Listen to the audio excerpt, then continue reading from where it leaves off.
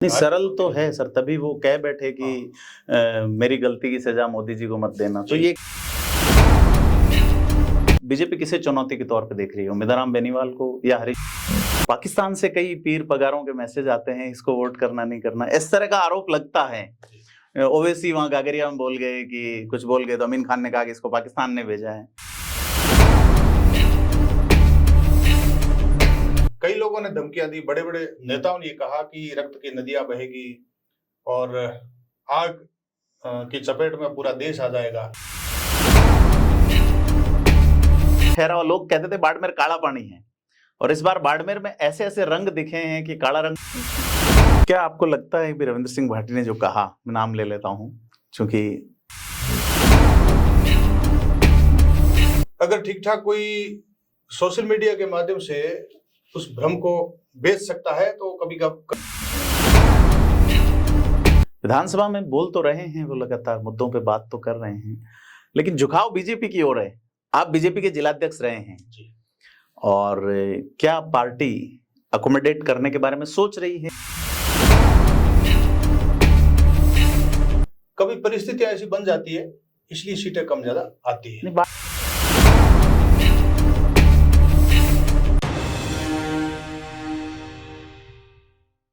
Think 360 में आपका स्वागत है और मैं हूं प्रदीप।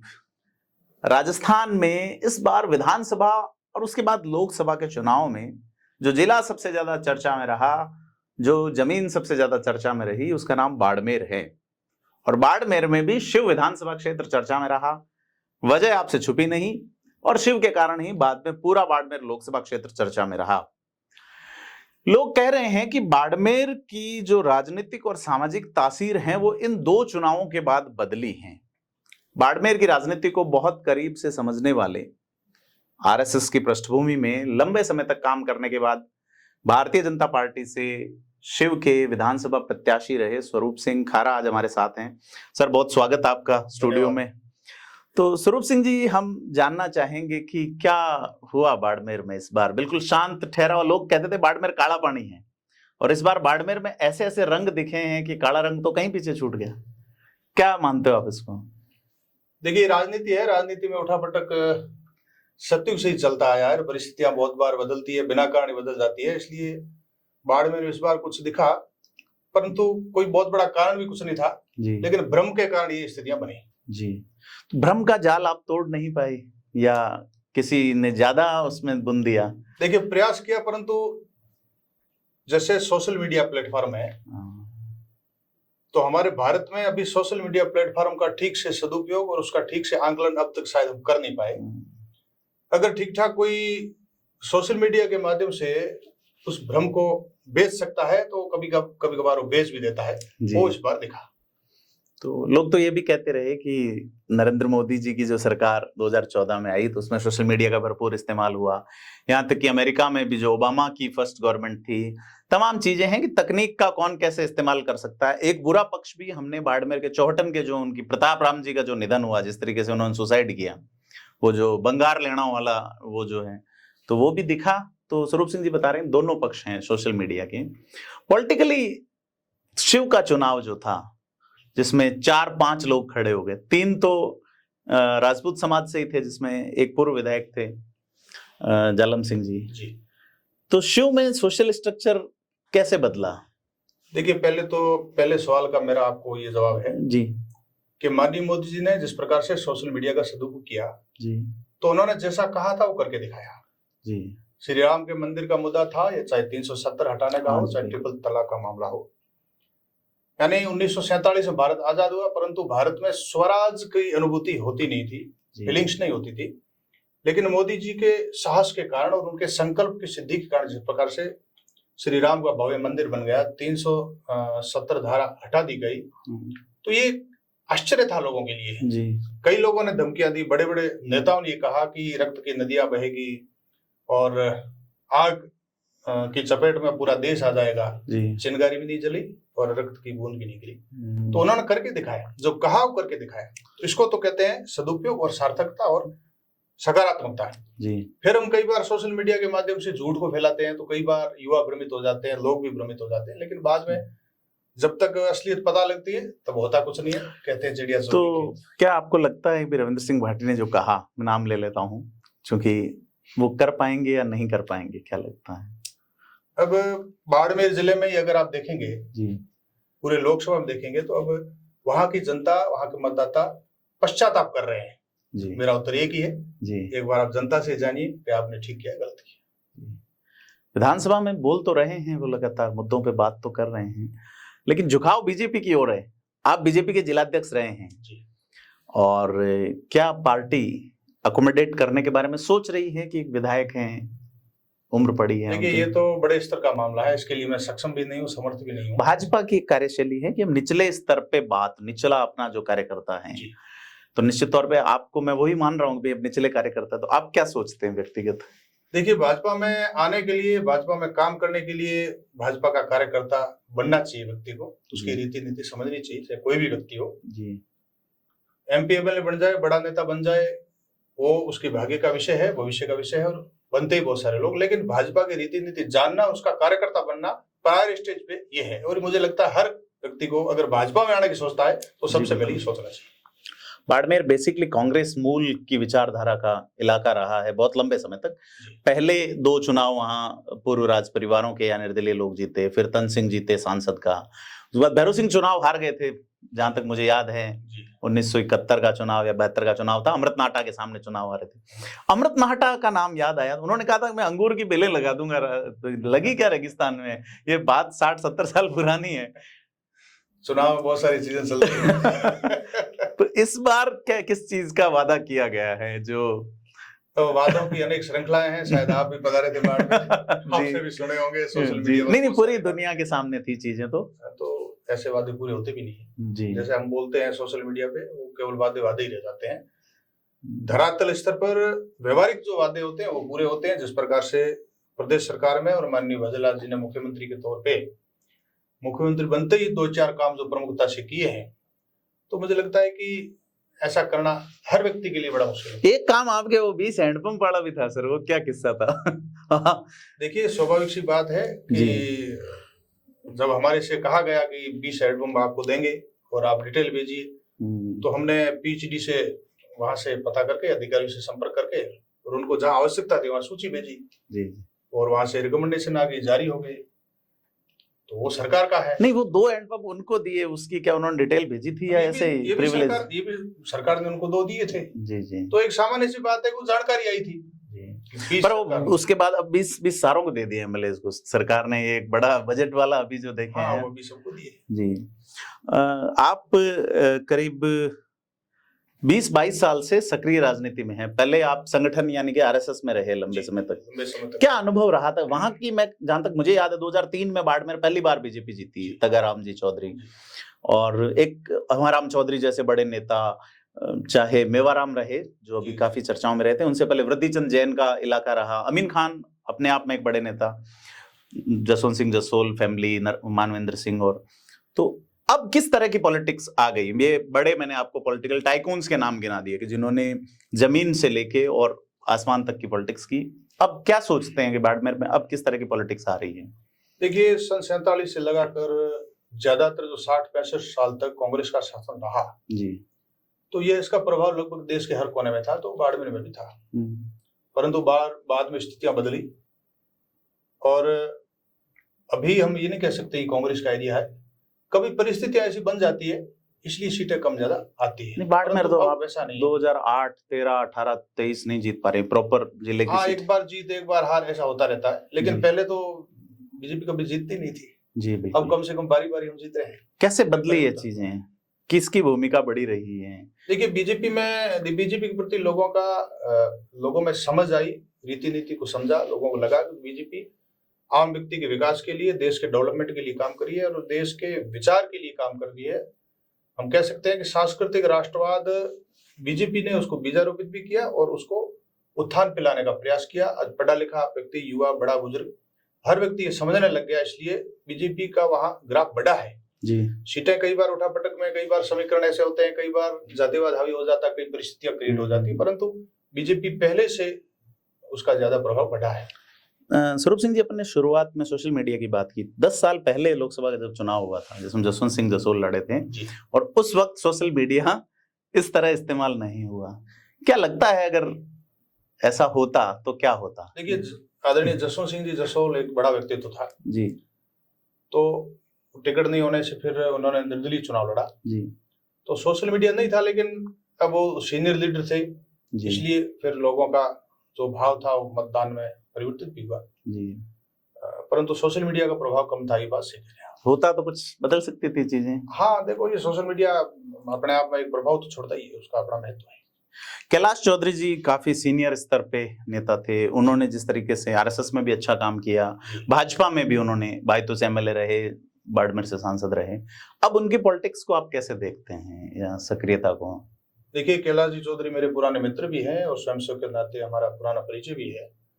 एक सांसद होने के नाते पूरे लोकसभा में, जो कि बाड़मेर जैसलमेर का लोकसभा बहुत लंबा चौड़ा है जी, विरल क्षेत्र भी है, इतनी आबादी भी नहीं है। हाँ, बाड़मेर जैसलमेर के बारे में बता दूं कि 72,000 वर्ग किलोमीटर का इलाका है, श्रीलंका से बड़ा है, बांग्लादेश से बड़ा है, नेपाल से बड़ा है, और उसकी जो टोटल जीडीपी है श्रीलंका की, उससे ज्यादा यहाँ पे शायद रिफाइनरी का बजट होगा, 74,000 करोड़ का ऐसा मूल उसका टोटल है, तो बड़ा तो है सर। तो उन्होंने जो प्रवास किए केंद्रीय मंत्री होने के नाते, देश के हर राज्य में उनको पार्टी के द्वारा प्रवास जो बताया जाता था वहां भी प्रवास करते थे। केंद्र का मंत्रालय भी हो, कृषि मंत्रालय था, वो भी संभालते थे, और सांसद होने के नाते पूरी लोकसभा को अच्छे से संभालते थे। मुझे लगता है, जहां तक मेरी जानकारी है, एक लोकसभा का हर कोई सांसद इतने प्रवास कर नहीं सकता, इतने लंबे चौड़े लोकसभा, इतना उन्होंने प्रवास भी किया। हर कोई छोटा कार्यकर्ता अगर गया तो उनका यथासंभव उन्होंने कार्य करने का प्रयास भी किया है। सरल व्यक्तित्व के धनी, अच्छा स्तर का कार्यकर्ता है, और मुझे लगता है उनका अच्छा भविष्य है। नहीं, सरल तो है सर, तभी वो कह बैठे कि मेरी गलती की सजा मोदी जी को मत देना। तो ये क्या सरलता थी या? सरलता थी, एकदम सरलता थी। कई बार देखो होता है ना, सब लोग संतुष्ट भी नहीं होते, सबके काम भी नहीं होते हैं, तो सहज कार्यकर्ताओं के बीच में उन्होंने कहा, नहीं, एक परिवार हम कहते हैं, कार्यकर्ताओं के बीच में कहा कि मेरे से अगर कोई गलती हो गई है तो मेरे किए की सजा, मेरी गलती की सजा मोदी जी को नहीं देना है। परिवार में बात करते हैं वैसे उन्होंने नहीं, एक सार्वजनिक बात भी उन्होंने कह दी, डॉक्टर प्रियंका चौधरी की मदद करने की जी। तो इतनी सरलता भाजपा में अलाउ है क्या?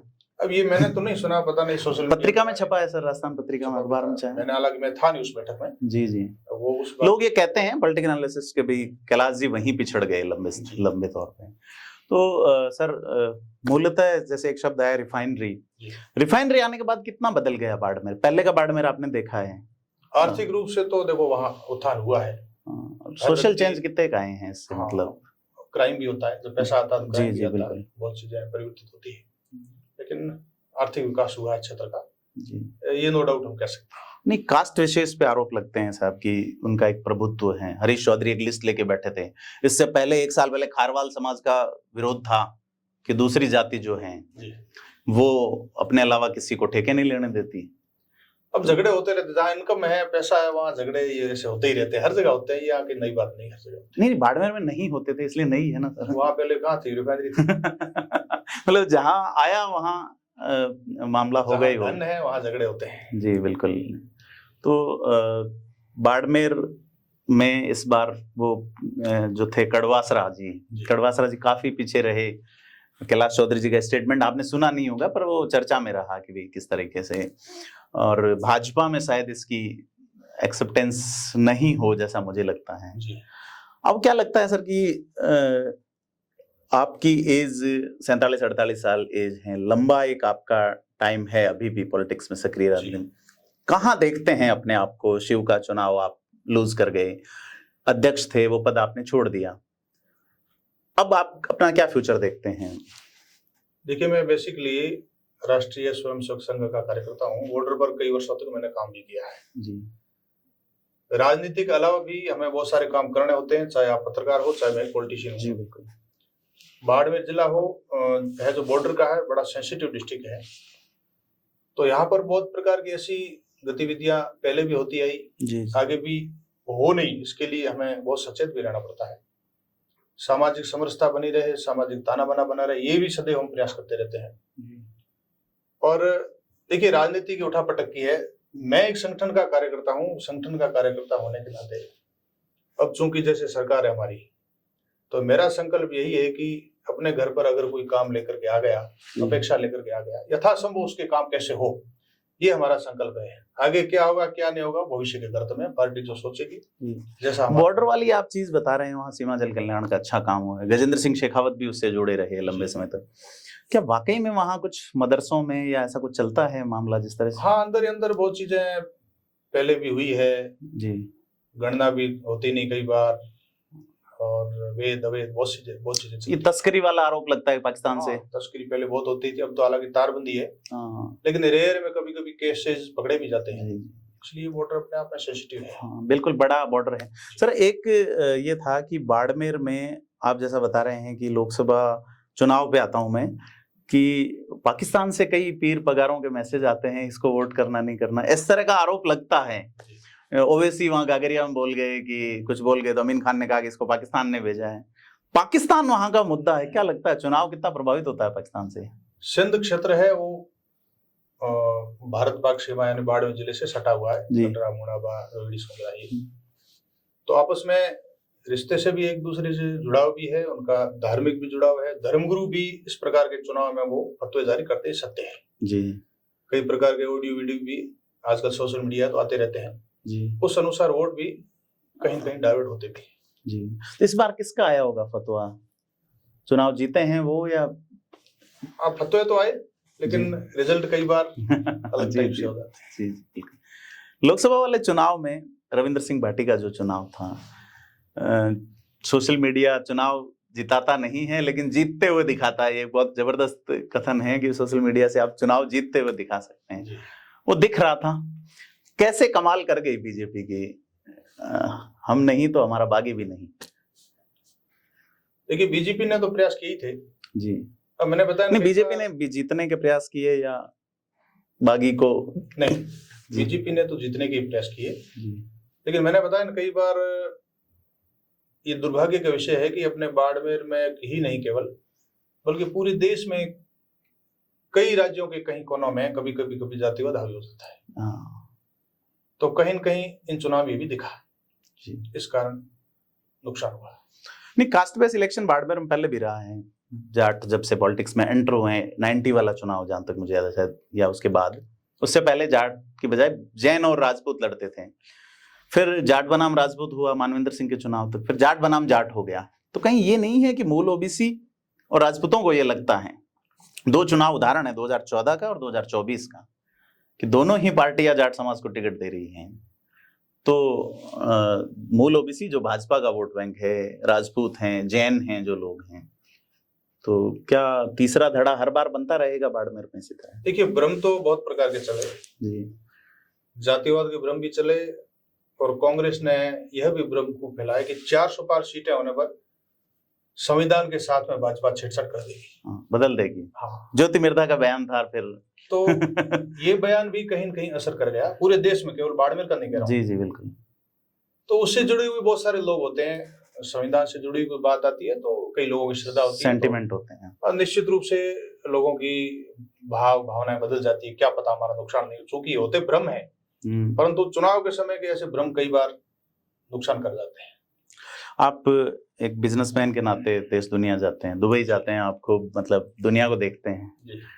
तो तेल वहां भी निकलता है, यहाँ भी है, तो क्या फ्यूचर देखते हैं बाड़मेर का? कि बाड़मेर में नो डाउट अच्छा फ्यूचर है। बाड़मेर में पहले जिप्सम निकलता था, बाद में कोयला आया, फिर तेल आया, अब सोलर कंपनी आई, तो आर्थिक रूप से बाड़मेर में इन 20-25 सालों में एक अच्छा बूम भी आया है, आर्थिक प्रगति भी हुई है। शिक्षा के दृष्टिकोण से भी बाड़मेर जिला है जो अग्रणी है। कई बाड़मेर से इन 20 वर्षों में IAS IPS RS स्कूल निकले हैं।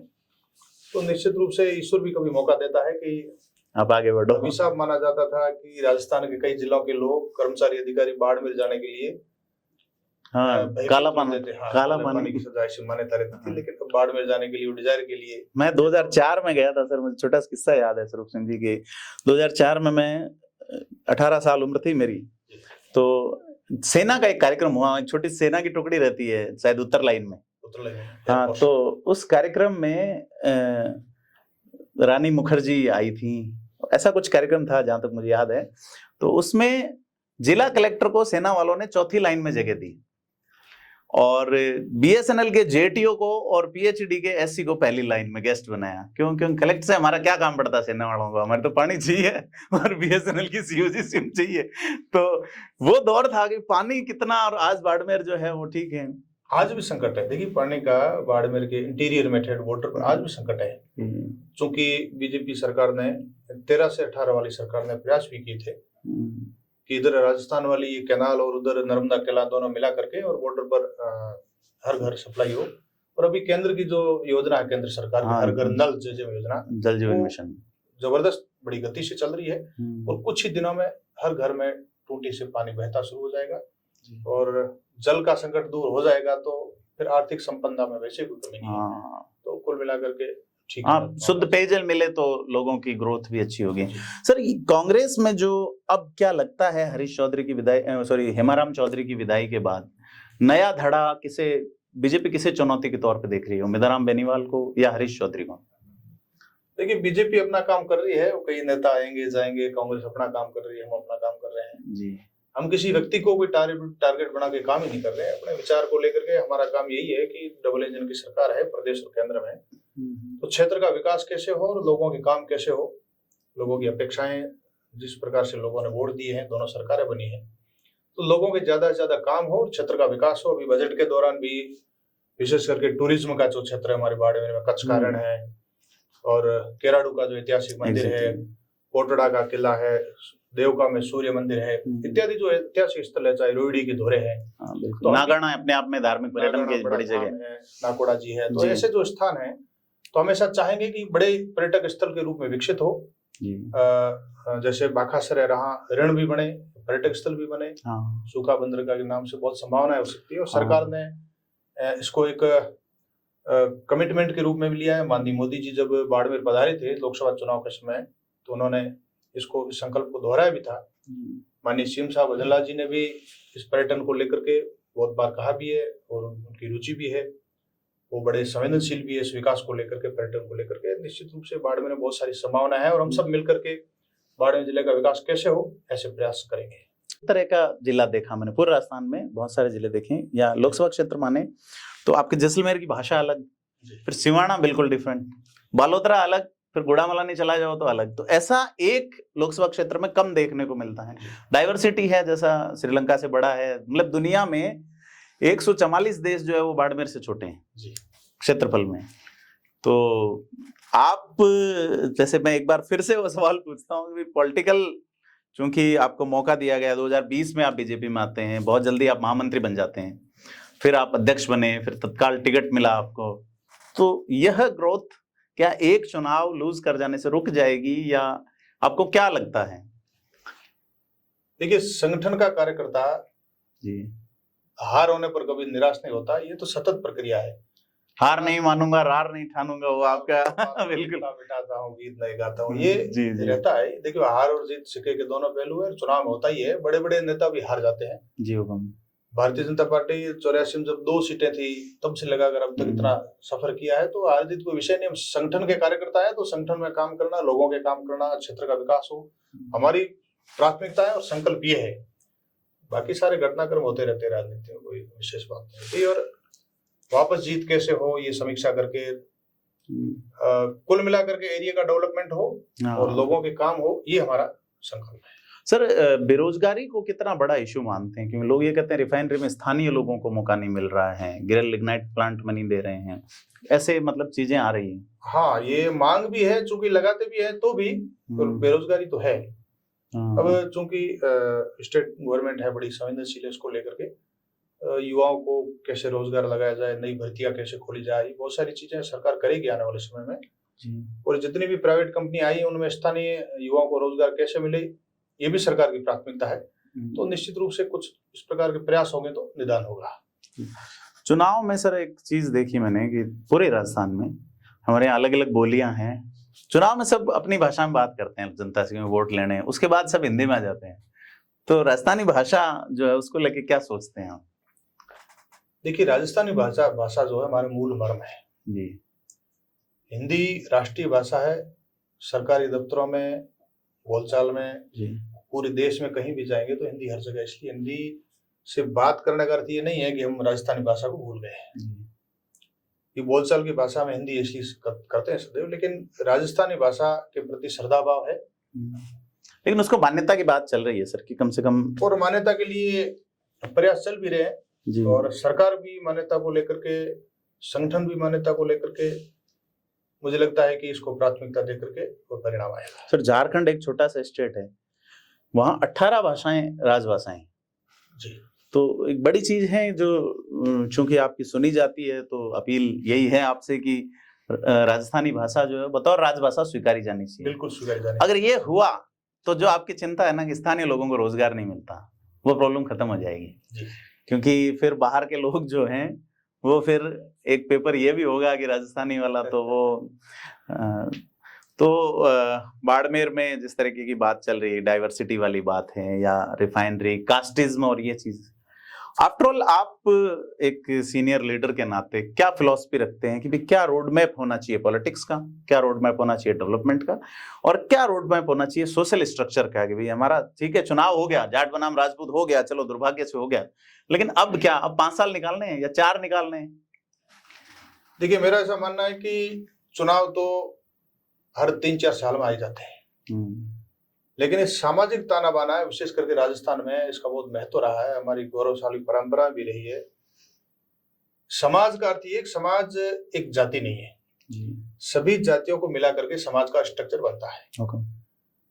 पूरे जिले में रहने वाला, स्टेट में रहने वाला और देश में रहने वाला वो समाज है। तो समाज का जो ढांचा है और सामाजिक सौहार्द है, सामाजिक समन्वय है, सामाजिक समरसता है, ये डिस्टर्ब नहीं होने चाहिए जी। चुनाव विचारधाराओं के होते हैं, कई बार जातिवाद में रूपांतरित हो जाते हैं, जो हो जाते हैं उनको मतदान के दिन भूल जाना चाहिए जी।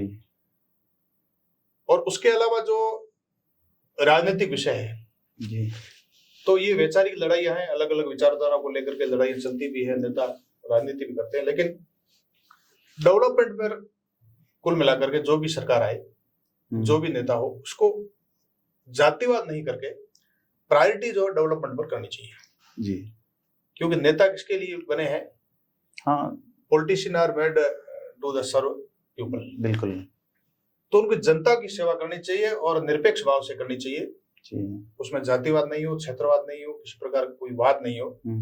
हम चुने गए हैं जनप्रतिनिधि, जनता की सेवा करें। उस कोई किसी क्षेत्र का आ गया, जिले का आ गया, गांव ढाणी का आया, किसी जाति का आ गया, इस प्रकार के भाव नहीं होने चाहिए। तो उसको हम स्वस्थ राजनीति कहते हैं जी। बिल्कुल, वो होनी चाहिए। तो उससे हमारी एक समाज की जो उज्ज्वल परंपराएं हैं और सामाजिक ताने बाने हैं, ये सब सुदृढ़ रहेंगे। वो ढांचा बिखरना नहीं चाहिए। बाकी राजनीति उठापटक चलती रहती है, हार जीत भी चलती रहती है, सरकारें भी बनती बिगड़ती रहती है जी। समाज का ढांचा नहीं बिगड़े, इससे देश मजबूत रहता है। जब समाज मजबूत होगा, देश निश्चित। एक ये अभी संगठन के चुनाव या जो भी होने हैं राष्ट्रीय स्तर से भाजपा में, क्या लगता है किस तरह के बदलाव भाजपा करेगी?